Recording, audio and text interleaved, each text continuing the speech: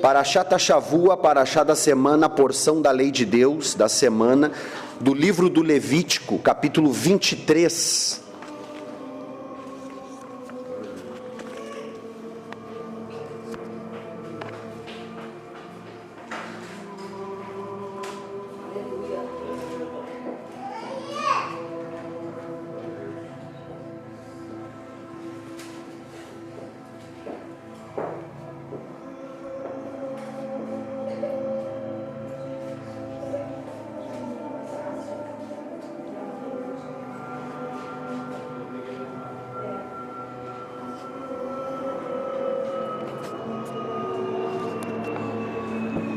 Baruch Hashem. Quem encontrou, diga Baruch Hashem, glória a Deus. Assim está escrito. Vaidaber Hashem el Moshe lemor, daber el Bnei Israel ve'amarta alechem, moadai Hashem asher tikru otam mikraei kodesh elechem moadai. Em português, nos diz assim: e falou o Eterno a Moisés, dizendo: fala aos filhos de Israel e diga-lhes: estas são as minhas festas, santas convocações, estas são os meus encontros. Baruch Hashem. Até aí, feche sua Bíblia. O estudo desta semana, a palavra do culto hoje é a mesma palavra, casualmente é a mesma palavra, a porção da semana da lei de Deus caiu exatamente no mesmo conteúdo das aulas que nós fizemos no sábado. Ontem nós estávamos estudando as festas do Eterno, o significado que tem as festas do Eterno, e casualmente a porção da semana que a gente estuda na sinagoga, caiu exatamente na porção que fala das festas de Deus. E como é regra numa sinagoga estudar, todas as sinagogas do mundo estão estudando o mesmo texto, eu não poderia pular, eu teria que honrar, né, e trazer um shiur, um estudo sobre as festas de Deus. O pessoal que vem no curso, nas aulas, já estão bem habituados, né, já sabem mais o que as festas representam. O Eterno dividiu, ele entregou as festas dele como uma forma de marcar o tempo, de consagrar o tempo, porque existe um calendário bíblico, existe um calendário de Deus, que, diga-se de passagem, não é o calendário que nós estamos. O calendário que nós estamos aqui no Ocidente, janeiro, fevereiro, março, abril, esse calendário não é o calendário bíblico, ele é um calendário pagão, foi instituído pelo Império Romano, né? O Papa Gregório instituiu esse calendário, por isso o nome desse calendário que nós temos aqui se chama calendário gregoriano, por causa do Papa Gregório que instituiu esse calendário. É um calendário romano, pagão. Baixa só um pouquinho mais para mim o fundo, por favor. Então, assim, o calendário bíblico ele é diferente, porque o calendário pagão, esse que nós temos aqui no Ocidente, ele é regido pelo Sol. Segundo a ciência, a Terra, quando completa uma volta em torno do Sol, ela fecha um período de 1 ano. Rotação e translação é o movimento da Terra. Só que o calendário bíblico ele não é regido pelo Sol. O calendário bíblico ele é regido pela Lua. E o Eterno instituiu esse calendário lá no Gênesis. Então, se a gente não marcar as festas de Deus, não celebrar as festas de Deus, não saber qual é o verdadeiro significado, a importância das festas de Deus, nós vamos ficar perdidos no calendário bíblico. Eu tenho certeza que se eu perguntar para alguns hoje aqui, qual é o ano do calendário bíblico que nós estamos, muitos não vão saber o ano em que nós estamos. Alguém sabe o ano que nós estamos no calendário bíblico? 5.782, desde a criação de Adão. Veja bem. Então veja, no calendário gregoriano, nós estamos no ano 2022. Só que aí é que está, os acontecimentos finais dos últimos dias não são medidos pelo calendário gregoriano. Porque o Eterno fala sobre tempos e épocas, sobre os sinais do fim dos tempos. E é importante nós estarmos o quê? Ligados a esse calendário bíblico.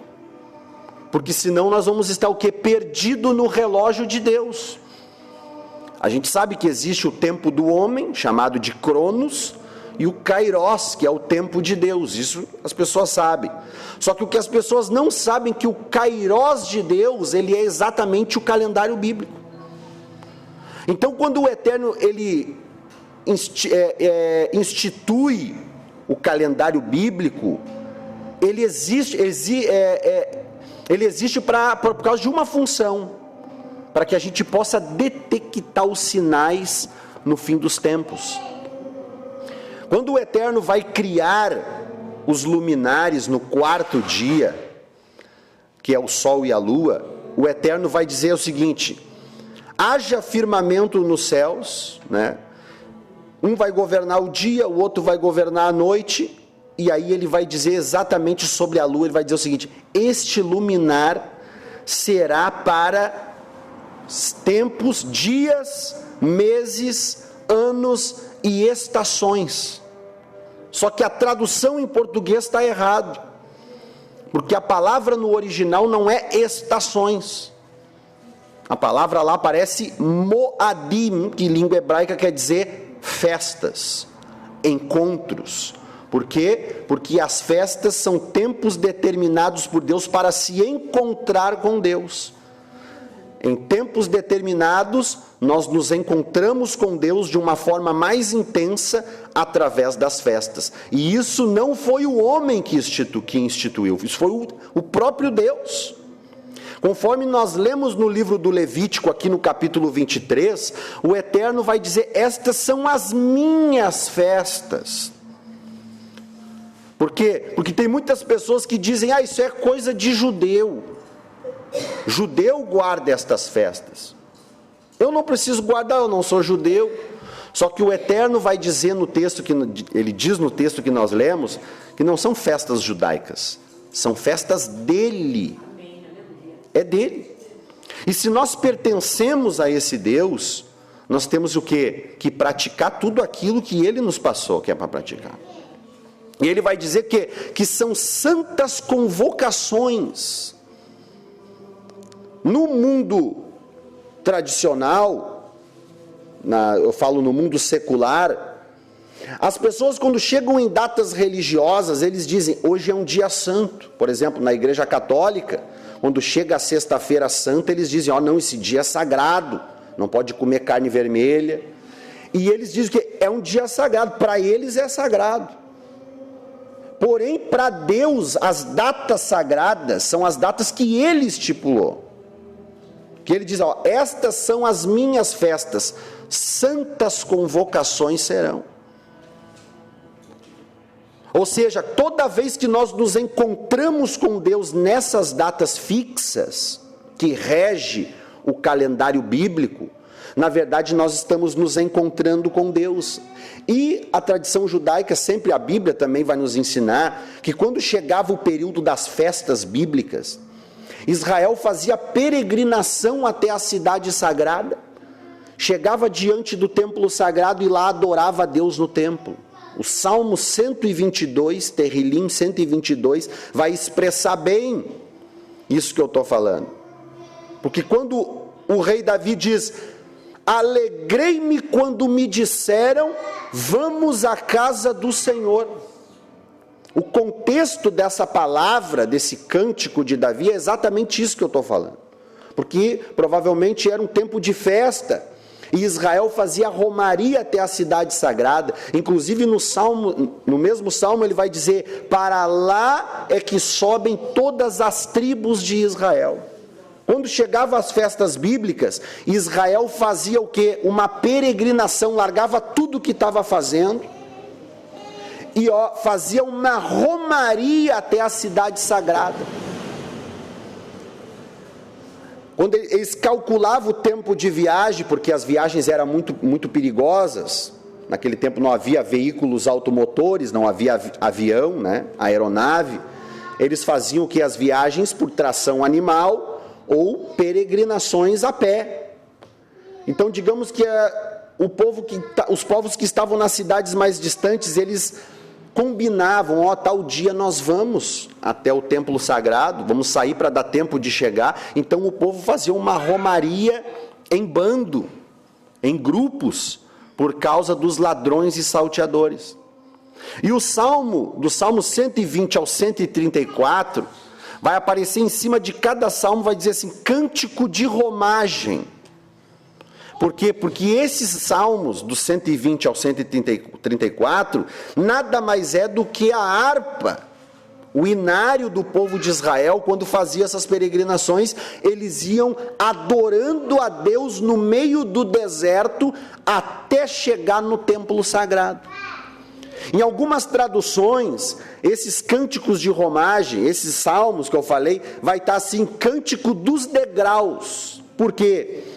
Porque esses salmos também eram entoados quando o povo adentrava o templo sagrado. Havia o quê? Degraus no templo. Então eles subiam o primeiro degrau e cantavam o Salmo 120. Subia o segundo degrau, cantava o Salmo 121. Subia o terceiro degrau, o Salmo 123, e assim eles iam indo.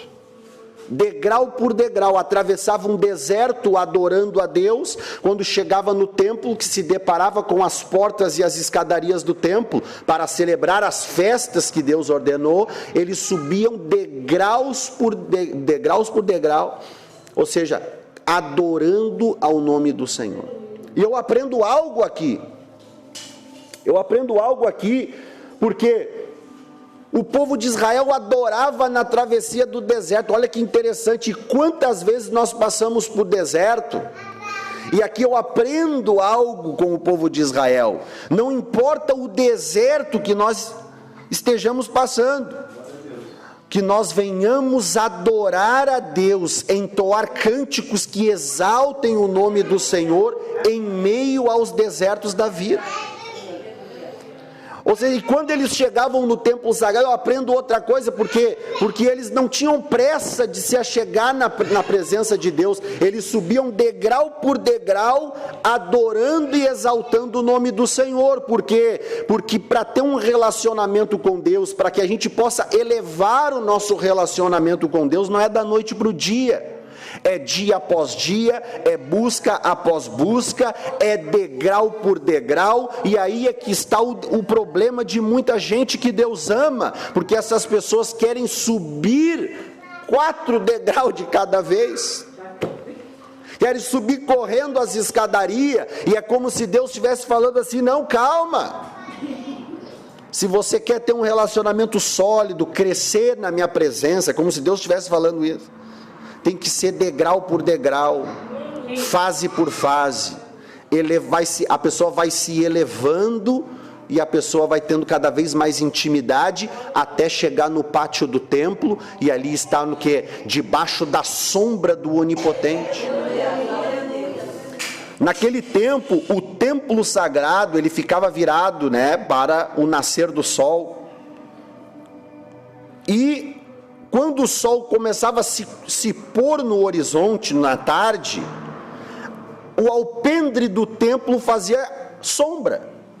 E ali se amontoavam os profetas, os pregadores da época, para entregar profecia, para pregar. E é nesse contexto que o salmista vai dizer, no Salmo, no Terrilim 91, ele vai dizer sobre aqueles que habitam no esconderijo do Altíssimo.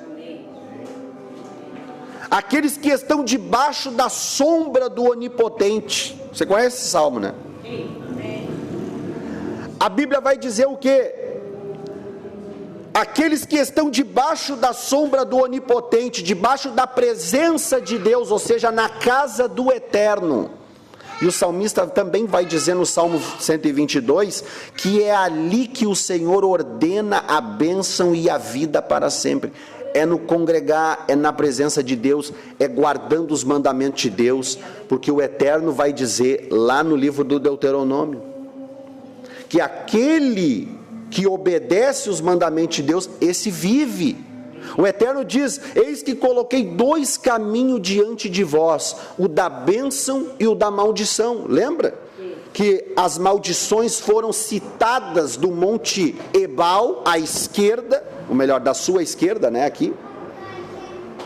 O Eterno vai dizer para Moisés: quando o povo adentrar na terra prometida, Moisés, antes de adentrar ali, nos 45 do segundo, divide os cabeças das tribos, metade das tribos vão subir o monte Ebal à esquerda, e a outra metade vai subir o monte Gerezim à direita. Do monte Ebal à esquerda, vai ser citadas as maldições, para aqueles que não obedecerem a minha palavra, o Eterno diz. E está lá: maldito serás no campo, maldito serás na cidade, maldito será o fruto do teu ventre, maldito será o fruto do ventre do teu animal, não vai chover na terra, vai comer, não vai te saciar, se não obedeceres os mandamentos que hoje vos ordeno, essas maldições virão sobre ti e te perseguirão. Do monte à esquerda. E o povo disse amém. No monte à direita, foi citado que as bênçãos decorrentes à obediência. Se obedeceres atentamente à voz do Senhor teu Deus e guardares todos os seus mandamentos que hoje, vos ordeno, essas bênçãos virão sobre ti e te alcançarão. Bendito serás no campo, bendito serás na cidade, bendito serás o fruto do teu ventre, aonde tu colocar as tuas mãos irá prosperar. E ali começa a vir as bênçãos para aqueles que obedecem os mandamentos de Deus. Só que o Eterno vai dizer assim para Israel: eis que hoje coloco diante de vós 2 caminhos, o da bênção, ou melhor, a direita, e o da maldição. E Deus vai dizer assim, por favor, escolham o caminho da vida, porque os mandamentos de Deus é vida. Aleluia. O povo de Israel é guardião dos mandamentos do Eterno. Deus não deu os mandamentos só para o povo de Israel. Havia 70 nações junto com Israel no pé do Monte Sinai, quando Moisés lê os mandamentos diante da massa. Havia 70 nações, e os nossos sábios dizem que Moisés ele leu em 70 idiomas. Por quê? Porque o Eterno não deu os mandamentos somente para Israel, ele deu os mandamentos para a humanidade. Aqueles que se dizem ser servos de Deus, no mínimo, têm que tentar guardar os mandamentos de Deus. Porque o apóstolo Paulo vai dizer o quê? Que aqueles, veja bem, o apóstolo Paulo vai dizer assim, que a carne é inimizade contra Deus. Por quê? Porque não está sujeita à lei de Deus. Quando nós não nos sujeitamos às leis de Deus, nós nos constituímos o quê? Inimigos de Deus. Por mais que nós venhamos glorificar o nome dele com a boca, mas existe uma outra maneira que é a correta de se glorificar Deus, não é com a boca. A maneira correta de se glorificar a Deus é guardando os seus mandamentos. Porque se eu glorificar com a boca, mas as minhas atitudes vão na contramão do que eu falo, eu me constituo o quê? Um hipócrita. As pessoas vão dizer, ele glorifica com a boca, mas as atitudes dele não convêm com aquilo que ele fala. Então a maneira correta de se glorificar a Deus é através das nossas obras, das nossas atitudes, da nossa conduta, do nosso modo operante. É assim que nós vamos glorificar a Deus. A Bíblia diz que Abraão se fortalecia dando glória a Deus. Mas a pergunta é, o glória a Deus que Abraão dava era com a boca? Não, Abraão glorificava a Deus guardando os seus mandamentos. Porque quando nós guardamos os mandamentos do Eterno, nós estamos o quê? Nos tornando a imagem e a semelhança de Deus. Porque os mandamentos nada mais é do que o próprio caráter de Deus. Quando nós colocamos os mandamentos no nosso interior, nós estamos colocando o caráter de Deus dentro de nós.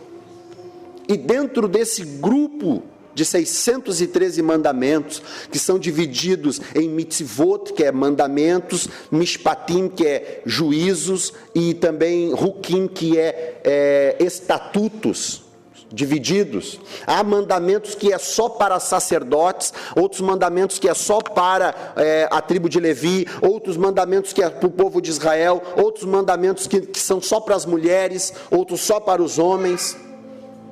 Há mandamentos de várias espécies, vários tipos de mandamento. Mas o que cabe a nós guardar, nós devemos guardar.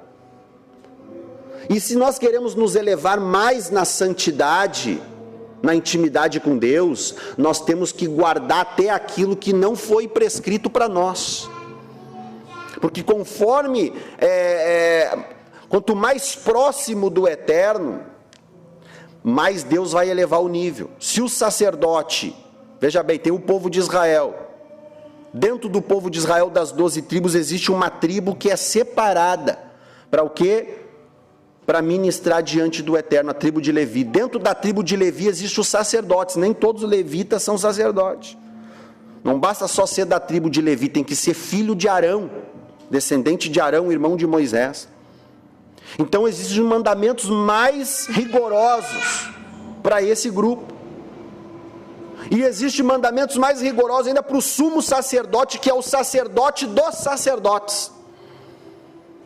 Se eu quero me santificar, digamos que eu não sou judeu, eu não seja judeu, mas eu quero me santificar, eu quero ter intimidade maior com Deus, então eu vou guardar mandamentos que são mais rigorosos.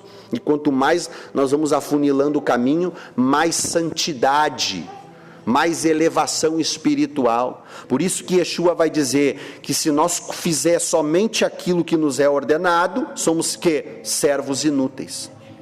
Mas a gente deve fazer além daquilo que a palavra de Deus diz que é para fazer. Se te pedir a capa, dá também a túnica. Ou melhor, se te pedir a túnica, dá também a capa, é o contrário. Se te bater num lado, oferece o outro lado. Se te pedir para te caminhar 1 milha, caminha 2.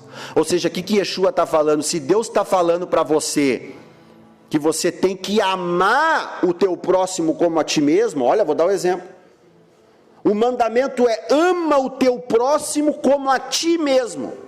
Só que é que está o problema, tem gente que não se ama nem a si, vai amar o próximo. Se a pessoa não se ama e ela vai amar o próximo como a si, ela também não vai amar o próximo. Então vê que Yeshua vai aumentar o nível, ele vai dizer assim, ó, ele vai mudar o mandamento, ele vai estreitar mais o caminho, porque ele vai dizer, agora ele vai citar o mandamento, e ele não vai dizer ama o teu próximo como a ti mesmo, ele vai dizer ama o teu próximo como eu vos amei. Aí o negócio estreita, porque amar o próximo como Yeshua nos amou é diferente, é mais elevado. Significa que nós vamos fazer o quê? Nos renunciar a nós mesmos. Quando Yeshua diz ali, ama o teu inimigo. Amar o inimigo. Se a gente depender de um sentimento para amar o inimigo, nós nunca vamos amar o inimigo. Tem alguém que sente um amor pelo inimigo? Não. Por quê? Porque esse tipo de amor que Yeshua está cobrando é um posicionamento. Eu estou com raiva da pessoa, mas mesmo assim eu renuncio à raiva que eu estou sentindo e amo a pessoa. Um posicionamento. Os mandamentos do Eterno foi dado para gerar vida, qualidade de vida. Os maiores beneficiados em atender a voz divina, em guardar os mandamentos de Deus, somos nós mesmos. Israel é guardião dos mandamentos, eles não são donos dos mandamentos, eles são guardiões. Porque Deus escolheu Israel lá no pé do Monte Sinai como que Mamlechet Kohanim, reino de sacerdotes, está escrito lá, Êxodo 19:6.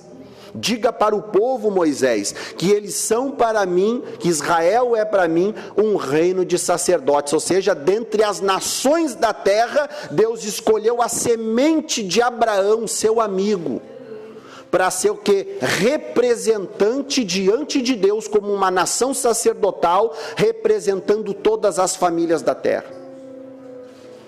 E Israel, quando, por exemplo, na festa dos tabernáculos, já que nós estamos falando de festas, Israel, como, por ser um reino sacerdotal, eles ofereciam, mesmo sem o povo saber, mesmo sem a humanidade saber, Israel oferecia na festa dos tabernáculos 70 sacrifícios, porque o número 70 na cultura judaica, ele simboliza as nações, por isso que existe ali a missão dos 70, ali nos evangelhos, né, na Bessorá, Yeshua vai enviar, vai ter a missão dos 70 que vão demonstrar sinais, aqueles 70 ali, Yeshua é como se tivesse codificado ali, que o evangelho seria pregado a todas as nações, o número 70 representa isso, e Israel na festa dos tabernáculos, eles ofereciam 70 sacrifícios, ou seja, esses sacrifícios eram feitos para o Eterno perdoar o pecado das nações,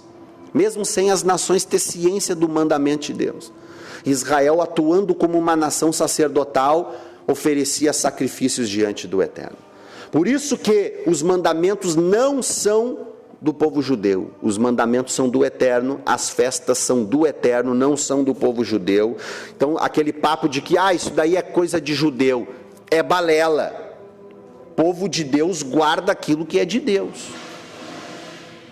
O Eterno disse, essas são as minhas festas, e mais, são mandamentos perpétuos, até onde eu sei o que é perpétuo é para sempre, nunca acaba. E como eu disse, as pessoas leem isso daqui, esse texto que nós lemos de Levítico 23, e acham que as festas foram dadas lá em Levítico 23, no Monte Sinai. Não, na verdade, elas foram dadas lá em Gênesis, antes de existir o povo judeu. Por quê? Porque Deus fez as festas para a humanidade, para o seu povo. Quem não tem aliança com Deus, não guarda a festa bíblica. Mas quem tem aliança com Deus, independente de ser judeu ou não, guarda as festas bíblicas. O seu povo, o povo de Deus, guarda as festas de Deus, ele conhece os mistérios de Deus, ele respeita aquilo que Deus deu para ele guardar. Aleluia. Temor, exatamente. E olha que interessante, Israel representando ali as 70 nações, e as nações, deixa eu olhar na minha cola aqui, as nações disseram, não, isso é coisa de judeu, só que tu vai olhar lá no livro de Daniel, também aparece o seguinte, o anjo vem, traz uma revelação a Daniel, sobre o final dos tempos, e Daniel fica aterrorizado com a visão que ele tem, do capítulo 8 de Daniel. E ele fica pensando, o que é essa visão, o que é essa visão? Então o anjo de Deus vem no capítulo 9 e revela para Daniel o sonho, a visão. Não é o sonho, a visão. E Daniel entende a visão, e Daniel faz uma pergunta para o anjo. Quando que isso que eu vi vai acontecer? Aí o anjo vai dizer, sela estas palavras, porque isso vai acontecer nos tempos determinados do fim. A palavra Moadim, que é a palavra festas em língua hebraica, ela também é uma palavra para tempos determinados. Como eu disse, em tempos determinados, Deus estipulou que encontros, festas, celebrações, porque quando nós celebramos as festas de Deus, nós estamos nos encontrando com Deus em tempos determinados. Essa é a expressão que o anjo fala a Daniel lá na Babilônia, onde o Daniel vê visões apocalípticas para o futuro, que nos arremete aos dias de hoje, coisas mais para frente. O anjo falou, sela essa palavra, sela essa visão. porque isso vai acontecer nos tempos determinados do fim. O que o anjo está querendo dizer? Tudo isso que tu está vendo, Daniel, vai acontecer através do relógio de Deus, que é as festas, nos tempos determinados do fim. Então, as festas de Deus nada mais é do que o relógio de Deus. Para a gente poder se situar aonde nós estamos nas Escrituras, e a gente tem que fazer isso, porque a Bíblia, ela fala de coisas para o nosso tempo, fala de coisas para o tempo futuro, e a gente precisa saber em que momento nós estamos das Escrituras. As pessoas falam que Yeshua está às portas, ele vai voltar a qualquer momento. Ele não vai voltar a qualquer momento. Existe uma data especial para ele voltar. E para a gente entender isso, nós temos que estudar o quê? As festas de Deus. As festas de Deus, elas apontam, conforme o pessoal que vem na aula sabe, que as festas de Deus, elas apontam, elas são projeções de coisas futuras. Quem lembra da aula aí que nós fizemos, né? As festas de Deus, elas projetam algo, é o que o apóstolo Paulo fala lá em Colossenses 2, verso 17. Que as festas de Deus são o que? Sombra das coisas futuras, e a essência delas, o corpo delas é o próprio Messias. Então é interessante nós estudarmos as festas de Deus. Esses encontros que o Eterno fala, essas são as minhas festas, santas convocações. Porque quando nós estudamos essas festas, nós vamos aprendendo o que? A discernir o relógio de Deus. O povo de Israel, quando teve no cativeiro babilônico, na época de Daniel, o próprio anjo de Deus vai estipular um tempo. Vai dizer, Daniel, 70 semanas estão determinadas para o teu povo. 70 semanas. E as 70 semanas ali é 70 semanas de anos. Não é de dias. Não é como semanas normais, não. Porque o texto diz Shevaim Shivuim. Semana em língua hebraica é Shavua. Semanas normais no plural é Shavuot. Só que o anjo não fala Shivuim Shavuot. Se o anjo falasse no texto hebraico Shivuim Shavuot, seria semanas normais de dias. 70 semanas normais de dias. Mas o anjo fala Shivuim Shavuim, ou seja, 70 semanas de anos. É diferente ali. E ele vai fracionar essas 70 semanas em 3. Primeiro ele vai dizer 7 semanas, desde a ordem até a reconstrução de Jerusalém. Desde a ordem até o Messias, 62 semanas. E desde a ordem até o príncipe, no caso anticristo, antimashiach, conhecido como anticristo, 70 semanas.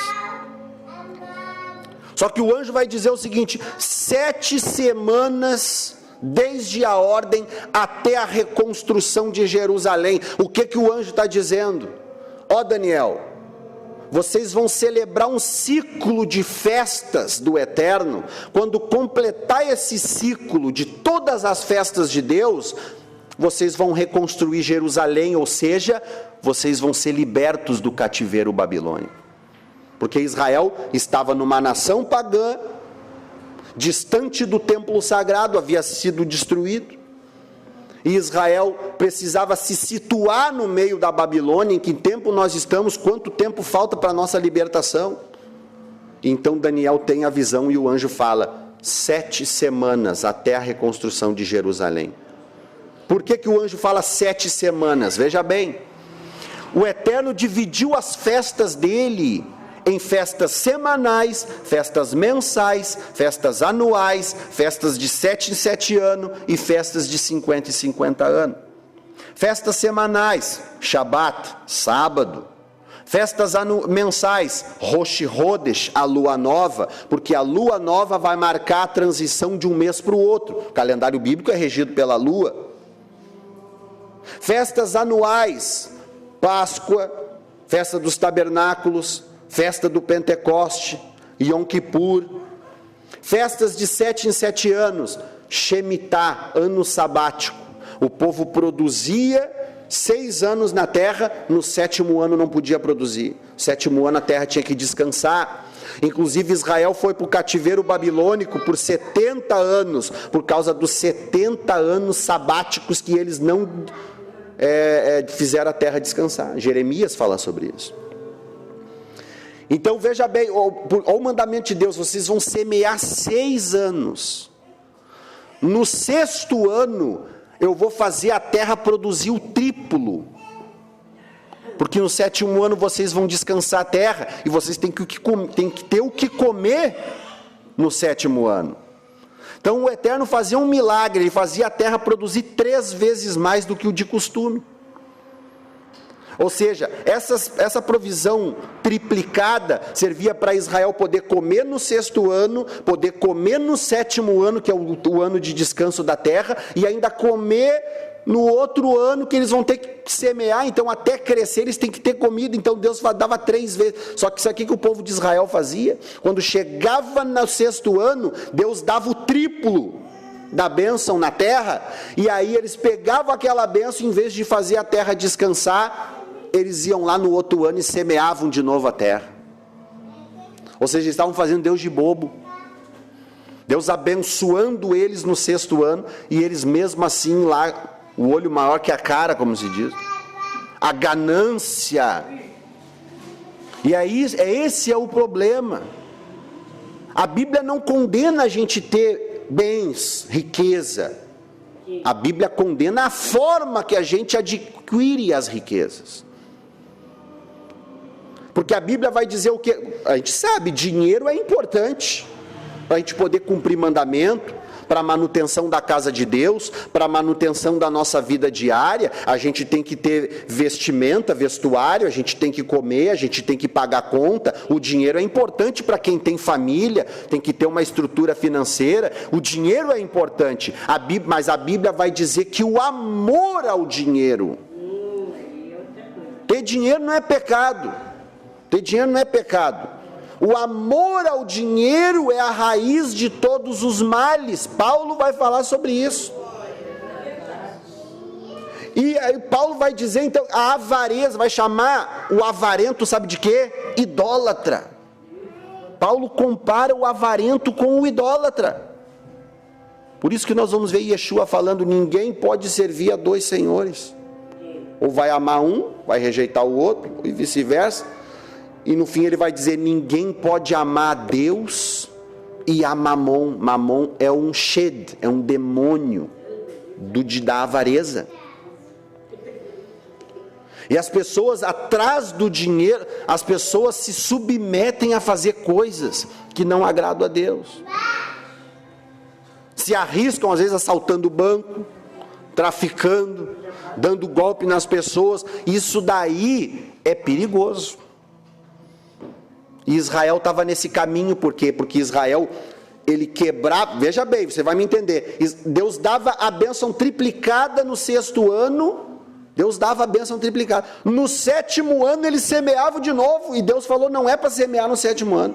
Aí sabe o que acontecia? A terra produzia para eles, mas não descansava, mas produzia para eles, e eles iam lá e pegavam a colheita do 7º ano também. A pergunta é, quem é que dava a colheita para eles do 7º ano? Era Deus? A colheita do 7º ano era uma colheita ilícita. Não era permitido para Israel pegar a colheita do 7º ano. Ou seja, sempre que nós quebramos os mandamentos de Deus para conquistar algo pessoal, não é Deus que deu. É o diabo que deu. Verdade? Quando nós quebramos os mandamentos de Deus, Deus falou, não faça isso, eu vou abençoar vocês, não façam isso. E a pessoa vai lá e faz, quem deu não foi Deus, foi o diabo. E Israel ficou nesse pecado durante 70 anos. Deus mandou eles para o cativeiro babilônico e cobrou 70 anos de descanso da terra. Enquanto a terra não descansasse 70 anos, Israel ia ficar no cativeiro.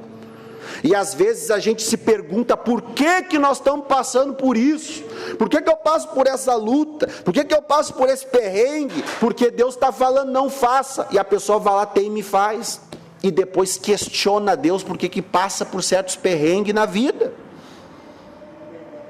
Israel ficou lá até a terra descansar os 70 anos. Shemitah, nós chamamos, de 7 em 7 anos, é o ano sabático.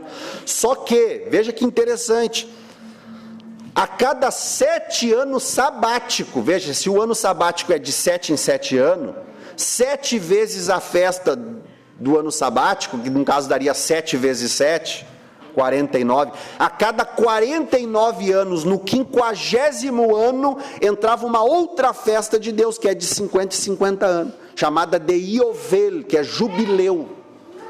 Jubileu, o que a festa do jubileu celebra? A libertação dos escravos, as terras são devolvidas.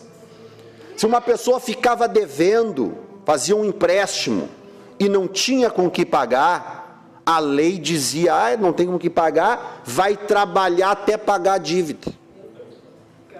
Se a pessoa é velha, não tem como pagar, o filho vai trabalhar até pagar a dívida. Lembra lá do caso do profeta Eliseu? Ele vai até a casa da viúva, havia lá credores, sim ou não? Os credores iam na casa da viúva cobrar o dinheiro, e a viúva não tinha como pagar. Sabe o que os credores falaram? Não tem como pagar, nós vamos levar teus filhos para trabalhar até pagar a dívida.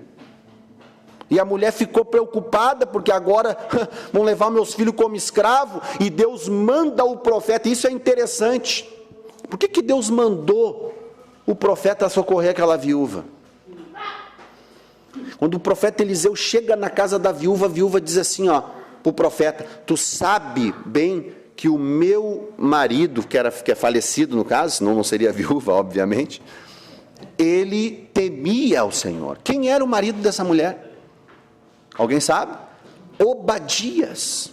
Mas não é o Obadias o profeta, é o Obadias na época do profeta Elias.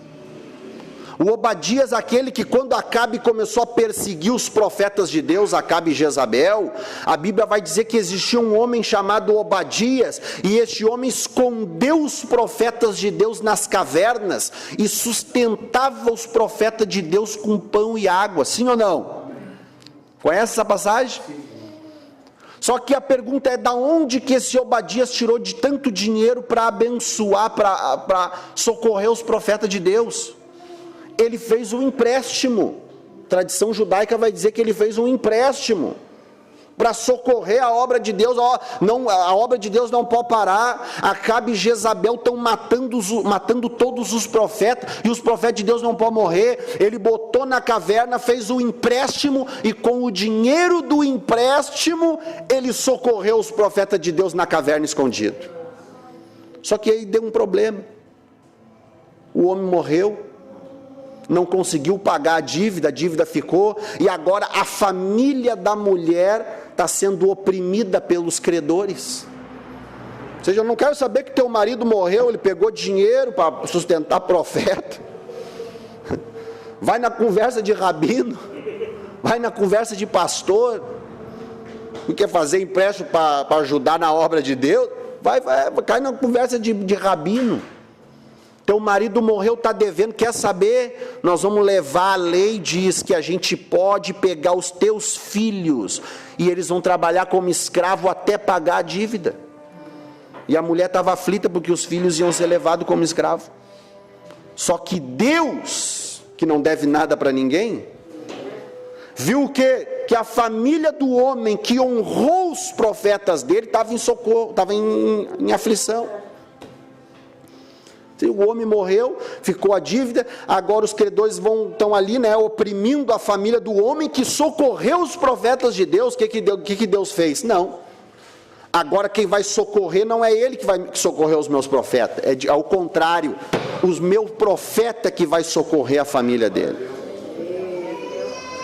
E aí o que Deus faz? Envia Eliseu na casa da viúva. Quando ele chega na casa da viúva, a viúva, primeira coisa, só lê lá. Primeira coisa que a viúva fala: tu sabe bem que o meu marido era temente a Deus. Ou seja, era tão temente que chegou a se endividar para socorrer os profetas de Deus.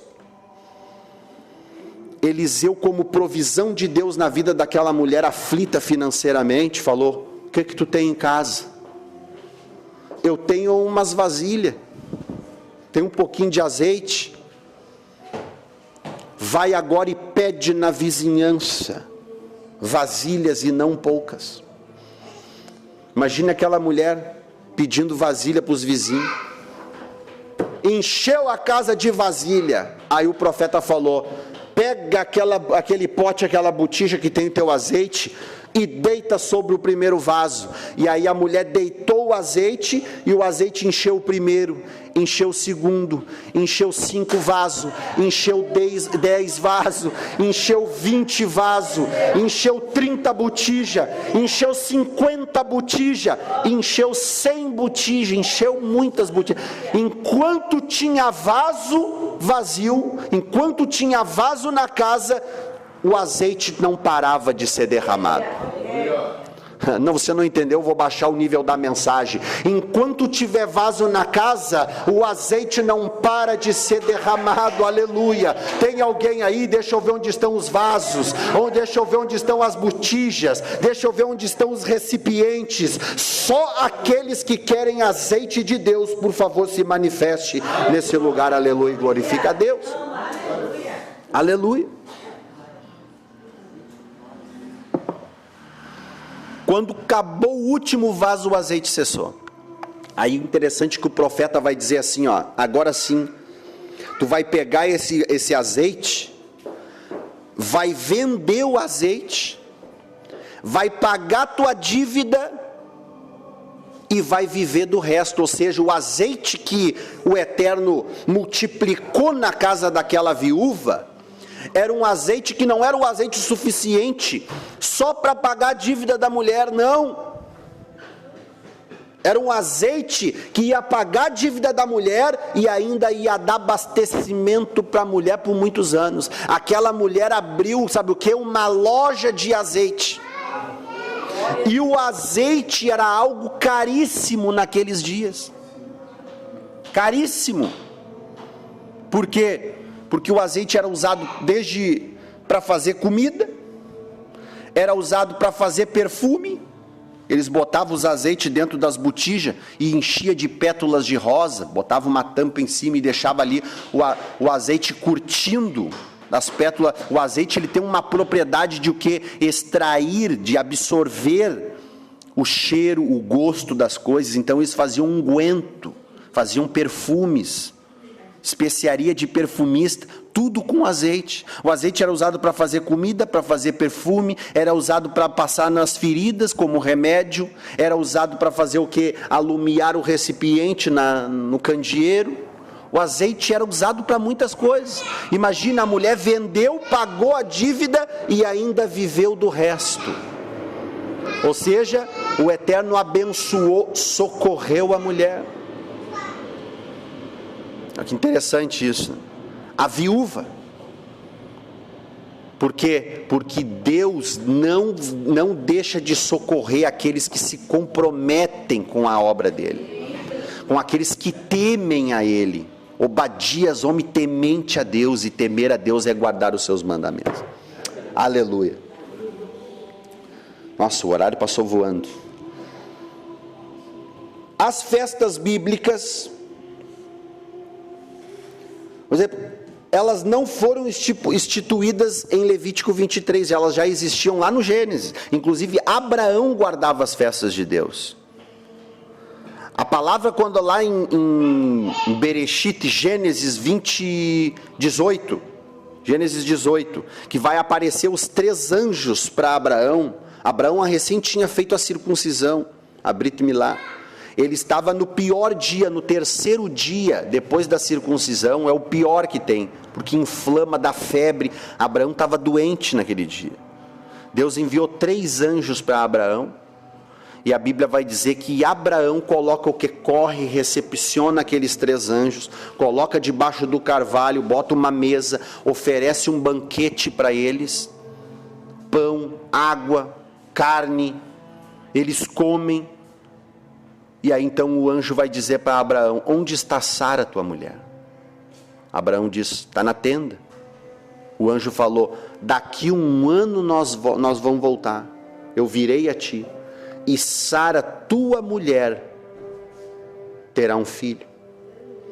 Ou seja, Isaac nasceu num dia de festa. Vou provar para você. Em Gênesis 18, verso 14, o anjo vai dizer o seguinte: daqui 1 ano, neste mesmo tempo, e a palavra em hebraico ali é moed, é a mesma palavra usada para festa. O anjo fala: neste mesmo tempo eu voltarei a ti, e Sara, tua mulher, terá um filho. Não seria errado traduzir assim, ó,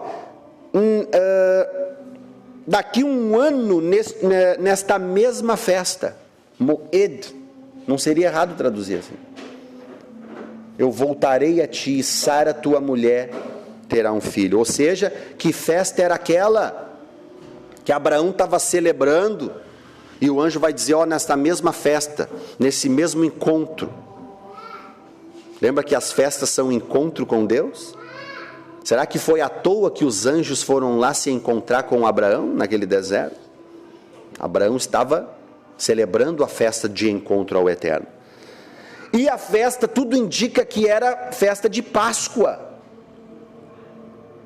Por quê? Porque os anjos anunciam o nascimento de Isaac e já logo partem para onde? Para Sodoma e Gomorra, para destruir Sodoma. Só que quando eles chegam em Sodoma e Gomorra, eles são recepcionados por quem? Por Ló, sobrinho de Abraão. E o sobrinho de Abraão recepciona eles, e a Bíblia vai dizer em Gênesis 19, verso 3, o seguinte: instou-lhes muito, e entraram na casa dele, deu-lhes um banquete, e fez assar matzot, pão sem fermento, e eles comeram. Então, se Ló está fazendo pão sem fermento, obviamente era a época da Páscoa. Eles recém tinham saído da casa de Abraão, e Abraão estava celebrando uma festa. Chegam na casa de Ló em Sodoma e Gomorra. Ló serve o que para eles? Pão sem fermento. Então os nossos sábios vão dizer o que? Os rabinos vão dizer que Isaac nasceu numa festa de Páscoa. E se você parar para analisar, é algo interessante, porque os anjos vão, comem, celebram a Páscoa com Ló, e logo em seguida fazem o quê? Levam Ló para fora da cidade e destrói a cidade. Não é a mesma coisa que aconteceu lá no Êxodo? Ló estava vivendo uma espécie de êxodo. Por quê? Porque o Eterno subjugou Sodoma e Gomorra e salvou Ló daquela cidade promíscua. Ló estava vivendo uma espécie de Páscoa, de livramento, de êxodo, da saída de Sodoma e Gomorra. E os nossos sábios vão dizer, um rabino muito conhecido no meio judaico, chamado, ele é um sábio do Talmud, Rav Eliezer, ele diz: Isaac nasceu em Pessar. Como sabemos que Isaac nasceu em Pessar, na Páscoa? Pois está escrito, na próxima festa, no próximo Moed, retornarei a ti, e tua mulher Sara terá um filho. Então os próprios rabinos dizem, era uma festa bíblica, palavra Moed, mesma palavra usada quando o Eterno diz, estas são as minhas festas, essas são as minhas Moadai, as minhas festas, Moed, ou seja, o encontro, ou seja, o anjo estava dizendo para Abraão, daqui 1 ano, nesta mesma festa, eu vou me encontrar contigo novamente. Isaac vai nascer no quê? Num tempo determinado. Mesma coisa que o anjo falou para Daniel, essas coisas acontecerão nos tempos determinados, as festas de Deus. As festas de Deus é o relógio de Deus. Nós estamos no ano 5782. Que nós venhamos nos situar. O apóstolo Paulo vai dizer em Tessalonicenses, quanto a tempos e épocas não necessitais que vos escrevo. Porque vocês sabem que o Senhor virá como o ladrão da noite. Tudo indica porque as festas trazem a essência do Messias. Ele nasceu numa festa de tabernáculos, morreu numa festa de Páscoa, ressuscitou na festa das primícias. O Espírito Santo foi entregue numa festa de Pentecoste, Atos 2. Aí vai ter a festa das trombetas em Israel, né? Tem a festa das trombetas. 7 trombetas são tocadas, vai olhar lá no Apocalipse, os anjos vão tocar 7 trombetas também nos últimos dias. Na 7ª trombeta, Yeshua vai voltar, no Yom Kippur, porque a 7ª trombeta é tocada no Yom Kippur, a última lua nova do ano, que vai fazer a transição de um ano para o outro. 6 trombetas são tocadas em Israel, e a 7ª 10 dias depois, no dia do Yom Kippur, quando o sumo sacerdote adentrava o Santo dos Santos. A 7ª trombeta é tocada no Yom Kippur. O apóstolo Paulo vai dizer: ao soar da trombeta de Deus, ao soar da última trombeta, os mortos em Cristo ressuscitarão primeiro. E nós, os que tivermos vivos, seremos arrebatados juntamente com eles. Com eles quem? Com os que ressuscitaram. Para o encontro, veja, ó o encontro, com o Senhor. Ao soar da última trombeta, ele virá no Yom Kippur. Judeus do mundo inteiro, não importa se é judeu que crê em Yeshua, ou judeu que não crê em Jesus. Todos os judeus, no dia de Yom Kippur, eles fazem vigílias, tocam trombetas, estudam a lei de Deus, fazem jejum de sono, e jejum de comida, e jejum de água. Eles ficam em vigilância, porque todo judeu sabe que o Messias virá num dia de Yom Kippur. A própria parábola das 10 virgens que Yeshua conta nos deixa claro isso. Ele vai dizer o quê? Que 5 são prudentes, 5 são nécias, mas elas estão vestidas de noivas, e elas têm na mão o que? Uma lamparina, e elas estão o que? Fazendo o que? Vigília, porque o noivo venha na noite, assim ou não? Não é lá, não está escrito? Tarde da noite. Tem aquelas que dormiram, e as que dormiram, ou o noivo veio tarde da noite, buscou as outras, entraram para as bodas, e as outras que estavam dormindo não entraram. Interessante, porque no dia de Yom Kippur, veja bem, as igrejas gostam de fazer vigília torto e direito, mas no dia certo que é para fazer vigília, estão dormindo. Pode fazer vigília a hora que quiser, mas faça vigília no dia de Yom Kippur, porque é isso que Yeshua está falando. Vigiai, porque não sabeis o dia e nem a hora. E esse termo, não saber o dia e nem a hora, é uma expressão usada para a lua nova. Porque a lua nova, ela demora de 1 a 2 dias para aparecer, e tanto pode aparecer de dia como de noite. Não tem dia e não tem hora certa para aparecer no céu. Assim será a vinda do Filho do Homem. Ele está dizendo o quê? Que vai ser numa lua nova. E aí você junta as peças do quebra-cabeça. Lua nova é a transição de um mês para o outro. Quando chega no último mês, vai fazer a transição de um ano para o outro. 6 trombetas são tocadas, e a 7ª 10 dias depois, no Yom Kippur. Quem compreende o significado das festas de Deus sabe o dia que ele vai vir. Só não sabe qual dos Yom Kippur ele vai vir, mas sabe que vai vir num Yom Kippur. Porque Paulo vai dizer: o dia do Senhor será como o quê?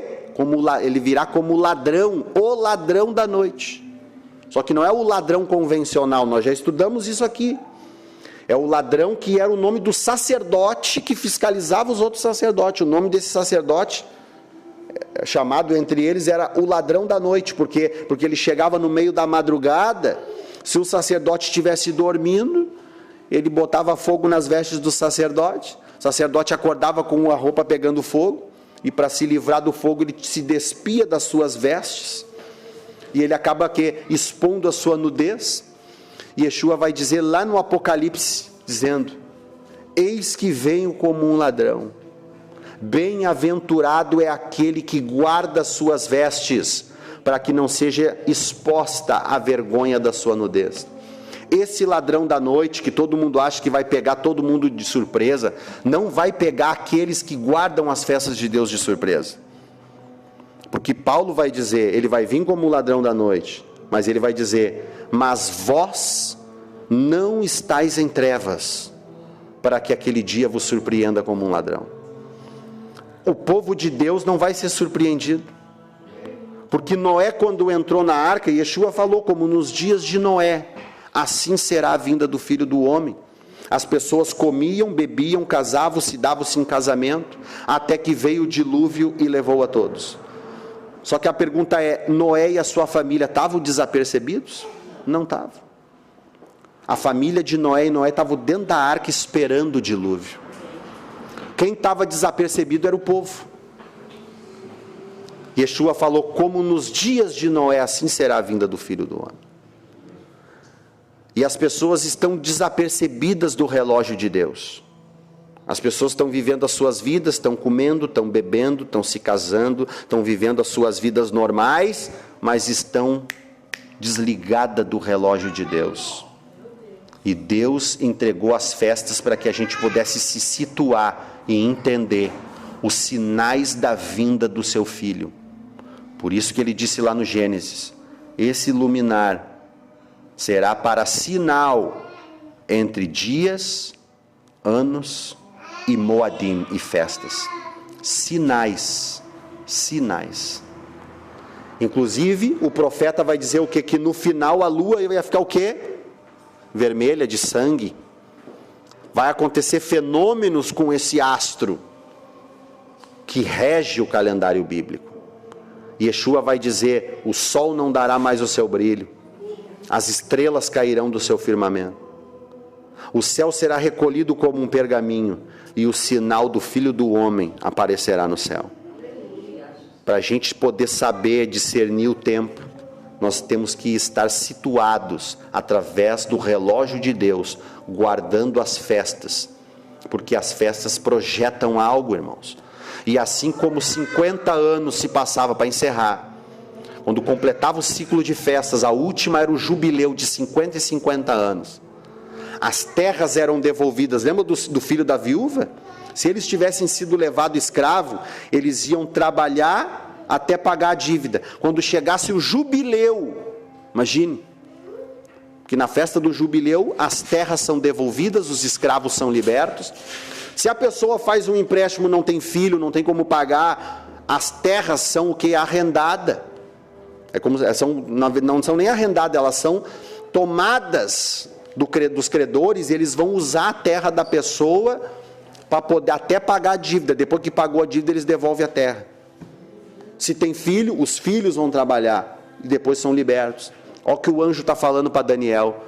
Quando completar o ciclo, 70 semanas, dividiu em 3, 7 semanas de ano, 7 vezes 7, 49, no 50º ano, ou seja, Daniel está ouvindo e está entendendo. No jubileu, vocês vão ser libertos para reconstruir Jerusalém, porque é nesse tempo que as terras são devolvidas, os escravos são libertos. E essa festa, ela aponta para algo futuro, no final de todas as coisas. Porque quando Yeshua voltar em glória, ele vai o quê? Libertar os escravos. Dele será a terra, as terras de Jerusalém, porque Jerusalém hoje é desse tamanho, do tamanho do estado de Sergipe. Mas segundo os profetas, o profeta Isaías, diz que a terra de Israel vai ser do quê? Desde do rio Nilo até o rio Eufrates. É muito maior, para poder comportar todo o contingente daqueles que vão ressuscitar e vão reinar com o Messias durante 1000 anos em Jerusalém. As terras vão ser devolvidas, como nos tempos de Davi. Glória a Deus. Ele vai estabelecer o verdadeiro jubileu nas nossas vidas. A libertação, nós vamos herdar o reino. Então é extremamente importante nós estarmos ligados a isso. Amém, irmãos? Glória a Deus. Eu poderia falar mais aqui, mas o tempo não nos permite. Vamos nos colocar de pé. Hoje é uma palavra, um estudo, né? Foi aquela palavra, um estudo, que é importante, porque as pessoas elas precisam aprender.